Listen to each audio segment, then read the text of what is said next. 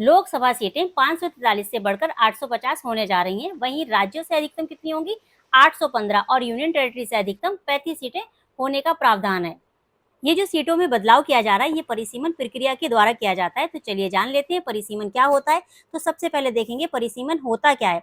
परिसीमन का मतलब होता है लोकसभा या विधानसभा की सीटों या निर्वाचन क्षेत्र को नवीनतम जनसंख्या या जनगणना के आधार पर फिर से तय करना।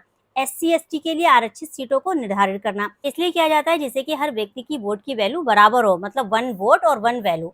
अभी जो परिसीमन की प्रक्रिया की जाती है, ये परिसीमन आयोग के द्वारा की जाती है। तो परिसीमन आयोग क्या होता है? तो ये एक स्वतंत्र निकाय होता है। इसके जो आदेश होते हैं उसे किसी भी न्यायालय में चुनौती नहीं दी जा सकती है, मतलब इनका जो डिसीजन होता है वो फाइनल होता है। ये संसद के अधिनियम के तहत गठित होता है, राष्ट्रपति के द्वारा चुनाव आयोग के साथ मिलकर ये काम करता है।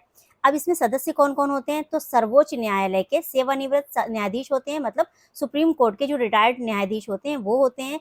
मुख्य चुनाव आयुक्त होता है इसमें, और जो संबंधित राज्य है उसके चुनाव आयुक्त इसमें शामिल होते हैं। अब तक अगर देखें तो भारत में 4 बार परिसीमन आयोग का गठन हो चुका है। कब कब हुआ है? सबसे पहले 1952 में। किसके कौन से अधिनियम के तहत? तो 1952 परिसीमन आयोग अधिनियम 1952 के अंतर्गत हुआ था। दूसरा 1963, लेकिन ये हुआ था 1962 के अंतर्गत। 1973 है नेक्स्ट, और ये 1972 के तहत हुआ था।